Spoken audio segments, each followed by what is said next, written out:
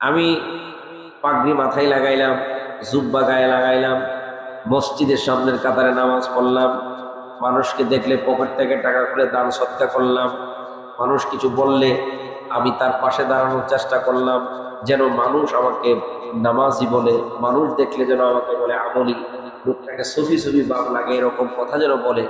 এরকম উদ্দেশ্য নয়, উদ্দেশ্য একমাত্র আল্লাহর সন্তুষ্টির জন্য আমি আমার লেবাস চেঞ্জ করলাম, আল্লাহর সন্তুষ্টির জন্য আমি সামনের কাতারে নামাজ আদায় করলাম, আমি দান সৎকা আল্লাহর সন্তুষ্টির জন্য করলাম। এইরকম নিয়তে যদি যে ব্যক্তি করে, এটাকে আমভাবে এখলাস বলা হয়, যে এটাও এখলাস। এই এখলাসের সাথে আল্লাহ সুবহানাহু ওয়া তাআলা সন্তুষ্টি কামনা করতেছে। সুবহানাল্লাহ। আপনাদের কাছে তেমন একটা ক্লিয়ার হয় না, আরো ক্লিয়ার করতেছি। সহিহ বুখারী শরীফে প্রথম নম্বর যে হাদিসটা, বুখারী শরীফের প্রথম নম্বর হাদিস, হযরত ওমর রাদিয়াল্লাহু তাআলা আনহু থেকে হাদিস শরীফটা বলুন, আপনাদের কাছে আরো স্পষ্ট হবে এখলাসটা কি। এখলাসটা হচ্ছে এই হাদিস শরীফের মধ্যে স্পষ্ট আমাদের কাছে বর্ণনা আছে। সহিহ বুখারী শরীফের প্রথম খণ্ড হাদিস নম্বর 1, হাদিসের মধ্যে হযরত ওমর রাদিয়াল্লাহু তাআলা আনহু বলেন, ওয়া উমর ইবনুল খাত্তাব রাদিয়াল্লাহু তাআলা قال سمعت رسول الله صلى الله عليه وسلم يقول إنما الأعمال بالنيات وإنما لكل امرئ ما نوى فمن كانت هجرته إلى الله ورسوله فهجرته إلى الله ورسوله ومن كانت هجرته إلى دنيا يصيبها أو امرأة ينكحها فهجرته إلى ما هاجر إليه মুত্তাফাক আলাইহি। সহিহ বুখারী মুসলিমের হাদিস। হযরত ওমর রাদিয়াল্লাহু তাআলা আনহু বলেন, আল্লাহর নবী নুরানি জবান মুবারকে বলেছে, আমরা ওমর সাহাবে কেরাম শুনতে পেলাম, নবীজি বলেছেন, ইন্নামাল আমালু বিন্নিয়াত, প্রত্যেকটা কাজ তার নিয়তের উপর নির্ভর করে। প্রত্যেকটা কাজ তার কিসের উপরে? নিয়তের উপর নির্ভর করে। এই এখলাসের কথা যে বললাম, যে আমার সামনের কাতারে নামাজ পড়া, পাগড়ি পড়া, জুব্বা লাগানো, দাড়ি বড় রাখা, একদম সফি সাজা, মানুষ যেন আমাকে সফি বলে, এই উদ্দেশ্য নয়, একমাত্র আল্লাহর সন্তুষ্টির জন্য এই এত কিছু যে করলাম, এটা কিন্তু আমার মনের অবস্থা বুঝেই আল্লাহর কাছে এটা গ্রহণযোগ্য। আমার মনের অবস্থা বুঝেই কি আল্লাহর কাছে গ্রহণযোগ্য না। কেন এই আলোচনা নিয়ে আসলাম, যে এই যে কুরবানি করলাম, আমরা আমাদের কষ্টের টাকায়, কেউ 2 লক্ষ, 2.5 লক্ষ, 5 লক্ষ টাকা দিয়েও গরু কিনছে, কেউ 3 দিন ব্যাপী কুরবানি করবে আল্লাহর সন্তুষ্টির জন্য, কেউ 2টা 3টা কুরবানি করছে। এই যে কুরবানি করলাম, এই কুরবানির মূল উদ্দেশ্যটা আমি আলোচনার মধ্যে বলেছিলাম গত কয়েকটা জুমায়, যে মূল উদ্দেশ্যটা গুস্ত খাওয়া নয়। মূল উদ্দেশ্যটা যে এই মুখে বলুক যে আরে অমুক বাড়ির বাড়িওয়ালা সেই বিশাল গরু একটা আনছে দেখার মতো, এইরকম বাহবা পাওয়ার জন্য নয়। একটাই উদ্দেশ্য, আল্লাহর সন্তুষ্টি, ঠিক কিনা? এখন এই আল্লাহর সন্তুষ্টিটা যে আমি এই কুরবানির জন্য আল্লাহ পশু ক্রয় করে আনলাম, এত কিছু করলাম, এটা কি উপর দিয়ে প্রকাশ করানো না হৃদয়ের? কথা কই, এটা কোন জায়গায়? এটা হৃদয়ের ব্যাপার। আমার ভিতরে কোন নিয়ত আছে, আমার ভিতরে কি চিন্তাধারা আছে, এটা আমার ভিতরে। ঠিক আল্লাহর হাবিব সাল্লাল্লাহু আলাইহি ওয়াসাল্লাম বলতেছেন, ওমর রাদিয়াল্লাহু তাআলা বলেন, এই ইখলাসের উদাহরণটা দিতে গিয়ে হাদিস শরীফটা আপনাদের কাছে নিয়ে আসলাম। ওমর রাদিয়াল্লাহু তাআলা বলেন যে প্রত্যেকটা কাজ তার নিয়তের উপরেই রেজাল্ট পাওয়া যায়, নিয়তের উপরেই নির্ভর করে। নিয়ত যেই দিকে আল্লাহ রাব্বুল আলামিন তাকে ধাবিত করেন ওই দিকে। এই জন্য ইখলাসটা দেখানোর নয়, ইখলাসটা হচ্ছে হৃদয়ের গভীরে। কথা কন ঠিক কিনা?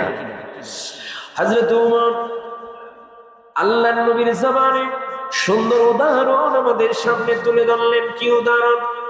নবীজি বললেন প্রত্যেকটা কাজ তার নিয়তের উপর নির্ভর করে। এই কথা বলতে গিয়ে আল্লাহর নবী উদাহরণ দিলেন। কি উদাহরণ বাবা? নবীজি বলেন, ও ওমর শুনে রাখো, আমি নবীজি বললাম প্রত্যেকটা কাজ তার নিয়তের উপর নির্ভর করে। ইন্নামাল আমালু বিন্নিয়াত, প্রত্যেকটা কাজে নিয়তের উপর নির্ভর করে নবীজি উদাহরণ দিলেন, ইন্নামা লিকুল্লি ইমরিইম মা নাওয়া ফামান কানাত হিজরাতুহু ইলাল্লাহি ওয়া রাসূলিহি ফাহিজরাতুহু ইলাল্লাহি ওয়া রাসূলিহি। নবীজি বলেন, কেউ যদি দেখেন নিয়ত করে আল্লাহ বরকত দান করেন। নবীজি বলেন, কেউ যদি হিজরত করেন, এক জায়গা থেকে আরেক জায়গায় যাই, নিয়তের মধ্যে যদি থাকে আল্লাহ এবং তার রাসূলের সন্তুষ্টির জন্য আমি হিজরত করলাম, তাহলে আমার আল্লাহ তার হিজরতটাকে আল্লাহ এবং তার রাসূলের সন্তুষ্টির জন্য কবুল করে নেয়। এটা আমার হৃদয়ের মাঝে আমি কোন উদ্দেশ্যে হিজরত করতেছি। নবীজি উদাহরণ দিলেন, কেউ যদি আল্লাহ এবং তার রাসূলের সন্তুষ্টির জন্য হিজরত করে, আল্লাহ রাব্বুল আলামিন তার হিজরতটাকে আল্লাহ এবং তার রাসূলের সন্তুষ্টির জন্য কবুল করে নেন। এরপরে আল্লাহর হাবিব সাল্লাল্লাহু আলাইহি ওয়াসাল্লাম আরো উদাহরণ দিয়ে বলতেছেন, ওয়ামান কানাত হিজরাতুহু ইলা দুনিয়া ইউসিবুহা আও ইমরাআতিন ইয়ানকিহুহা। নবীজি বলেন, কেউ যদি দুনিয়া অর্জন করার জন্য, দুনিয়া পাওয়ার জন্য হিজরত করে এক জায়গা থেকে আরেক জায়গায়, বা কোনো সুন্দরী নারীকে বিবাহ করার জন্য যদি এক জায়গা থেকে আরেক জায়গায় হিজরত করতে যায়, আল্লাহ রাব্বুল আলামিন ফাহিজ্জাতুহু ইলা মা হাজারা ইলাইহি, যেই উদ্দেশ্যে সে হিজরত করেছে, আল্লাহ তার এই হিজরতটাকে, তার এই সফরটাকে ওই উদ্দেশ্যেই সে আল্লাহ রাব্বুল আলামিন কবুল করে নেন। একদম স্পষ্ট আল্লাহ হাবিব সাল্লাল্লাহু আলাইহি ওয়াসাল্লাম এই হাদিস শরীফের মধ্যে আমাদেরকে বুঝাইয়া দিলেন যে নিয়ত গুণে ওই লোকটার বরকত সে পেয়ে যাবে। নিয়তটা যে রকম রাখবে, ওই রকম নিয়ত অনুযায়ী আল্লাহ রাব্বুল আলামিনের পক্ষ থেকে সে ফায়সালা পেয়ে যাবে। নবীজি উদাহরণ দিলেন, কেউ যদি হিজরত করে দুনিয়া লাভের জন্য, সে দুনিয়াটাই পাবে। কেউ যদি হিজরত করে আল্লাহ রাসূলকে পাওয়ার জন্য, সে আল্লাহ রাসূলকে পেয়ে যাবে। সুবহানাল্লাহ। এই জন্য আমাদের নিয়তটাকে সহি করতে হবে। নিয়তটাকে কি করতে হবে? সহি করতে হবে। এই জন্য হাদিস শরীফের মধ্যে, এটাও সহিহ বুখারীর হাদিস, মুসলিম শরীফের হাদিস, আল্লাহর হাবিব সাল্লাল্লাহু আলাইহি ওয়াসাল্লাম বলেছেন, আল্লাহ বান্দার উপরে কিছু দেখে না, আল্লাহ দেখে বান্দার কি? হৃদয়টা। আল্লাহ বান্দার কলবটাকে দেখে, ওই কলবটা কেমন, ওই হৃদয়টা কেমন, আল্লাহ রাব্বুল আলামিন সেটা দেখে। এটা হযরত আবু হুরায়রা রাদিয়াল্লাহু তাআলা আনহু থেকে হাদিস শরীফটা বলছেন। ওয়া নবী হুরায়রা রাদিয়াল্লাহু তাআলা قال قال رسول الله صلى الله عليه وسلم إن الله لا ينظر إلى أجسامكم ولا إلى صوركم ولكن ينظر إلى قلوبكم। হযরত আবু হুরায়রা রাদিয়াল্লাহু তাআলা আনহু থেকে হাদিস শরীফ বর্ণিত, আল্লাহর নবী, রহমতের বান্দার নবী বলেন, ইন্নাল্লাহা লা ইয়ানজুরু, নিশ্চয় আল্লাহ তাকান না, নিশ্চয় আল্লাহ রাব্বুল আলামিন বান্দার ওই দিকে তাকায় না। কোন দিকে? ইলা আজসামিকুম ওয়ালা ইলা সুওয়ারিকুম। আল্লাহ রাব্বুল আলামিন বান্দার শরীরের দিকে তাকায় না, আকৃতির দিকে তাকায় না। আল্লাহ রাব্বুল আলামিন তাকায় ওয়ালাকি ইয়ানজুরু ইলা কুলুবিকুম, বরং আল্লাহ রাব্বুল আলামিন তাকায় বান্দার কলবের দিকে। বান্দার কলবের দিকে আল্লাহ তাকায়। এই জন্য বিশাল বড় নিয়ামতপূর্ণ যে সওয়াবের গতকালকে আমাদের কাছ থেকে বিদায় নিল কুরবানি, এই কুরবানি আল্লাহ রাব্বুল আলামিন গোশতও নেয় না, শিংও নেয় না, হাড্ডিও নেয় না, সবকিছু আমাদের কাছেই ছিল, আছে। কথা কোন ঠিক কিনা? আল্লাহ রাব্বুল আলামিন দেখেন বান্দার কলবটা, আল্লাহ দেখেন বান্দার নিয়তটা। নিয়ত গুণেই আল্লাহ রাব্বুল আলামিন এই কুরবানির নিয়ামত দান করবেন। কথা কোন ঠিক কিনা? এই শুধু কুরবানি নয়, প্রত্যেকটা কাজ আল্লাহ রাব্বুল আলামিন ওই বান্দার নিয়ত গুণেই দান করেন। নিয়ত গুণেই আল্লাহ রাব্বুল আলামিন নিয়ামত দেন। আমার বন্ধু বাবারা, ভাইয়েরা, এই জন্য নিয়তটাকে আমাদের সব সময় সহি রাখার দরকার। নিয়তটাকে কি আমাদের কি রাখার দরকার? সহি রাখার দরকার। এই নিয়ত গুণেই আমরা কি পাবো? বরকত পাবো। আমাকে কেউ বাহবা দিল এই জন্য নয়, কেউ আমাকে স্যার বলল, কেউ আমাকে স্লোগান দিল এই জন্য নয়। আমাদের সবকিছু থাকবে আল্লাহর সন্তুষ্টির জন্য। কথা কোন ঠিক কিনা? একটু গভীর খেয়াল, ছোট্ট একটা ওয়াক্য আপনাদের সামনে তুলে ধরি। আল্লাহর নবী রহমাতাল লিল আলামিন নবী তাকিয়ে দেখেন রাত্র গভীর, রাত্র প্রায় 2টা। আড়াইটা হয়ে যাবে। হযরতে ওমর, হযরতে আবু বকর সিদ্দিক, পৃথিবীর জমিনে এই দুইজনের নাম কে না জানে? এত নিয়ামতপূর্ণ দুটি মানুষ আল্লাহর নবীর পাশেই মদিনাতুল মুনাওয়ারায় শুয়ে আছে। আমার নবী তাকিয়ে দেখেন হযরতে ওমর, হযরতে আবু বকর সিদ্দিক রাদিয়াল্লাহু তাআলা। নবীজি ডাক দিয়ে বললেন, সাহাবীরে, ও সাহাবীরা, রাত্র গভীরে তোমরা কেন এই জায়গায় ঘোরাফেরা করতেছো? আবু বকর সিদ্দিক একটু শর্মিন্দা মানুষ ছিলেন। নবীজিকে দেখে মাথাটা নিচু করে আদবের সাথে নবীজির সামনে দাঁড়িয়ে গেলেন। হযরত ওমর সিংহের মতো মানুষ, বাঘের মতো কলিজা তার। আবু বকর ওমর রাদিয়াল্লাহু তাআলা নবীজিকে দেখে সালাম দিলেন। সালাম দিয়ে বললেন, ইয়া রাসূলুল্লাহ, নবী গো, আপনি প্রশ্ন করলেন, আমার ভাই আবু বকর মাথাটা নিচু করে ফেলেছে লজ্জায়। আমি আবু বকর আপনার কাছে জানাইয়া দিচ্ছি কেন রাতের বেলায় ঘুরতেছি গো নবী। ইয়া রাসূলুল্লাহ, পেটের ক্ষুধা, পরিবারের সবাই ক্ষুধায় কান্না করছে, এই যন্ত্রণায় ঘর থেকে বের হয়ে গেলাম, রাস্তায় ঘুরছি মনের প্রশান্তির জন্য। আবু বকর সিদ্দিক হযরতে ওমর ফারুক রাদিয়াল্লাহু তাআলা যখন এই কথা বললেন, আমার নবী সাহাবীদেরকে ডাক দিয়ে বললেন, সাহাবীরা, তোমরা যেই কারণে রাস্তায় বের হয়ে আসলো খোদার যন্ত্রণায়, আমি নবীও এই জন্য রাস্তায় আসলাম। আমিও এই জন্যই আসলাম, আমিও ক্ষুধার্ত। হযরত ওমর, হযরত আবু বকর সিদ্দিক দুইজন নীরব হয়ে গেলেন। আল্লাহর নবী রাহমাতাল লিল আলামিন নবী একদিক দিয়ে আবু বকর সিদ্দিককে ধরলেন, অন্য দিক দিয়ে হযরতে ওমর ফারুককে ধরলেন। আমরা তো এই সিচুয়েশনের মধ্যে নাই রে বাবা। কি যুগ কাটিয়েছে, এখনো পর্যন্ত মক্কাতুল মুকাররমায় মদিনাতুল মুনাওয়ারায় গিয়ে নবীজির জামানার ওই স্মৃতি বিজড়িত জায়গাগুলো দেখলে হৃদয় কেঁপে ওঠে। আমি যখন উহুদের ময়দানে যাই হৃদয়টা কাঁপে যে কত কষ্ট আল্লাহর নবী এই দিনের জন্য করলেন। আমি যখন বদরের প্রান্তরে গেলাম, ইসলামের প্রথম যুদ্ধ হয়েছে বদরের প্রান্ত মদিনাতুল মুনাওয়ারা থেকে এত দূরে। আমি বড় আশ্চর্য হয়ে গেলাম। গাড়ি দিয়ে আমরা যাই, কবরের মধ্যে ব্যথা করে বিরক্ত অনুভব করি, ঘন্টার ঘন্টা গাড়ি চলছে। আল্লাহর নবী কেমনে ওই সময় ঘোড়া নাই, উট নাই, কেমনে এত লম্বা রাস্তা গেলেন 313 জন সাহাবীদেরকে নিয়ে? হৃদয়টা কেঁপে ওঠে, গায়ের লোমগুলান শিহরিয়ে ওঠে রে বাবা। আমার নবী, আপনার নবী দিনের জন্য কত কষ্ট করলেন। আমরা তো দিনের কোনো চিন্তাই করি না, কোনো কষ্টই অনুভব করি না। আমার নবী, আপনার নবী আবু বকর ওমর দুইজনকে জড়ায় ধরে চোখের পানি ছেড়ে দিয়ে বললেন, আবু বকর, ওমর, আপনারা রাস্তায় বের হয়ে আসলেন, আসুন দেখি খানার একটু ফিকির করতে পারে কিনা, আমরা তো বড় ক্ষুধার্ত মানুষ। আল্লাহর নবী মদিনাতুল মুনাওয়ারা একজন আনসার সাহাবীর বাড়িতে চলে গেলেন। রাত্র তখন প্রায় 2টা-3টা বাজে। আনসার সাহাবীর বাসায় গেলেন, গিয়ে আনসার সাহাবীর বাসার বাড়ি থেকে ডাক দিলেন, অমুক বাসায় আছো? বাড়ির ভিতর থেকে মহিলার আওয়াজ আসলো যে উনি এখনো বাসায় আসে নাই। সেই যে দিনের বেলায় কাজে বের হয়েছে, এখনো পর্যন্ত বাসায় আসে নাই। বাড়ির ভিতরের আওয়াজ থেকে বোঝা যাচ্ছে এই বাসার মানুষগুলানো তেমন ধনী না। সেই সকালবেলা দিনের বেলায় বের হয়েছে, রাত্র এখন 2টা-3টা বাজে, এখনো পর্যন্ত বাড়িতে আসে নাই। বোঝা গেল উনিও তেমন সম্পদওয়ালা নয়, কর্মের জন্য উনিও ঘুরতেছে, ঠিক কিনা?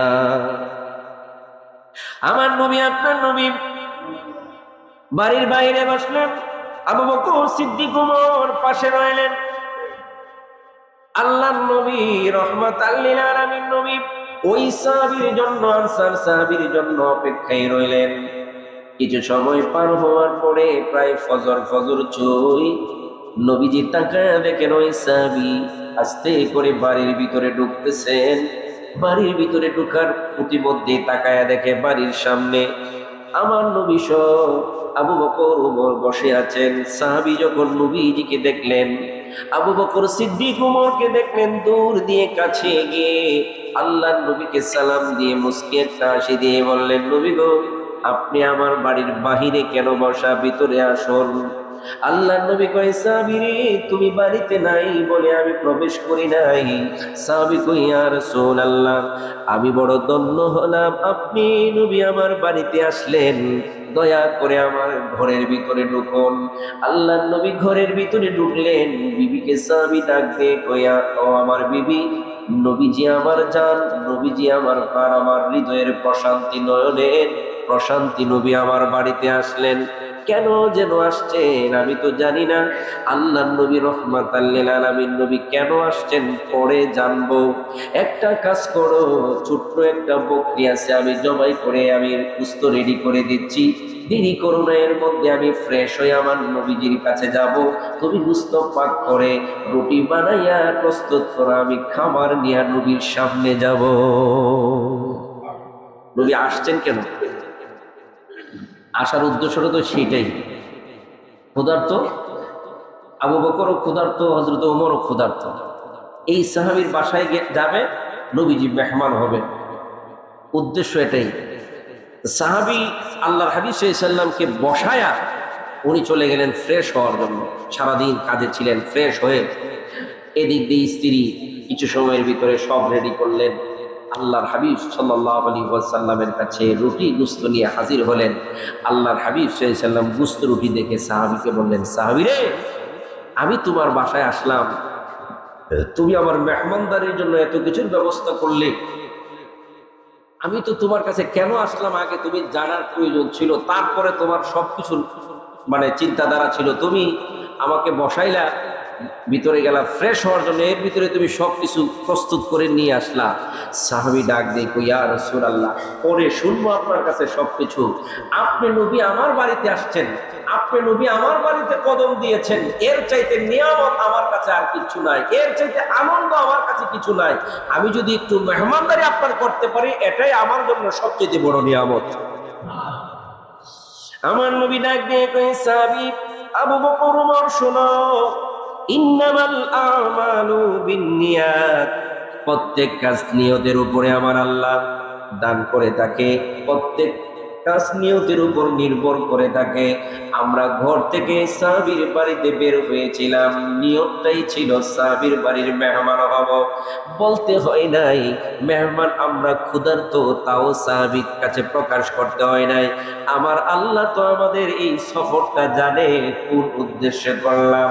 আমার আল্লাহ রাব্বুল আলামিন আমাদের সফর অনুযায়ী ব্যবস্থা করে দিয়েছে। আল্লাহু আকবার বলেন। এই জন্য প্রত্যেকটা কাজের পূর্বে সহি নিয়ত একান্ত প্রয়োজন। কি নিয়ত? সহি নিয়ত যদি আমাদের মধ্যে থাকে, আল্লাহর পক্ষ থেকে আমরা নিয়ামত পেয়ে যাব। এই কাজে কখনো আমরা হারবো না, এই কাজ থেকে কখনো বিফল হব না। নিয়তটা যদি আমাদের সহি থাকে, ওই নিয়ত অনুযায়ী আল্লাহর পক্ষ থেকে আমরা কি পেয়ে যাব? নিয়ামত পেয়ে যাব। এই জন্য নিয়ত সহি করার জন্য সর্বপ্রথম যে জিনিসটা দরকার, আল্লাহ কুরআনুল কারীমের মধ্যে জানায়া দিয়েছে, আল্লাহর কাছে আত্মসমর্পণ করা। কি করা? আল্লাহর কাছে আত্মসমর্পণ।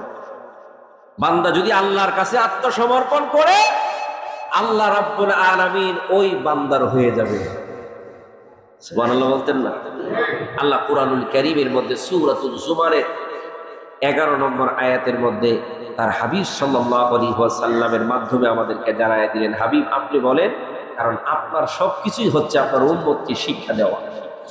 আল্লাহ বলেন, বন্ধু আপনি বলেন, কুল ইন্নী উমিরতু আন আ'বুদাল্লাহা মুখলিসান লাহুদ-দীন ওয়া উমিরতু লিআন আকুনা আউওয়ালাল মুসলিমিন।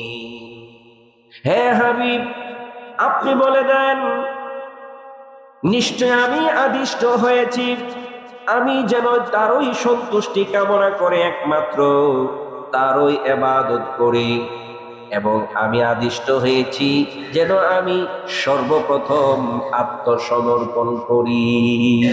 সুবহানাল্লাহ।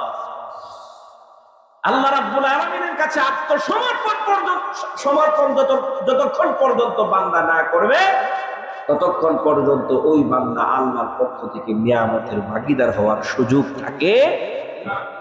এই জন্য নিজের সবকিছু একমাত্র আল্লাহ সুবহানাহু ওয়া তাআলার জন্য ওই রকম ভাবে যদি আল্লাহ রাব্বুল আলামিনের কাছে আমরা আত্মসমর্পণ করতে পারি, আর নিয়তটা যদি আল্লাহর সন্তুষ্টির জন্য আমাদের হয়ে থাকে, তাহলে আল্লাহ রাব্বুল আলামিনের পক্ষ থেকে প্রত্যেকটা কাজে আমাদের বিজয়, প্রত্যেকটা কাজে আমাদের সফলতা, প্রত্যেকটা কাজে আল্লাহ রাব্বুল আলামিনের দয়া আমরা পাবো। সর্বপ্রথম যে জিনিসটা প্রয়োজন, 1 নম্বর আল্লাহর কাছে আত্মসমর্পণ করা, 2 নম্বরে সহি নিয়ত করা, নিয়ত অনুযায়ী আল্লাহর পক্ষ থেকে নিয়ামত পেয়ে যাওয়া। আল্লাহ রাব্বুল আলামিন যেন আমাদের সকলকে আল্লাহ রাব্বুল আলামিনের আত্মসমর্পণকারী বান্দা হিসাবে কবুল করে জবান খুলে কোন আল্লাহুম্মা আমিন।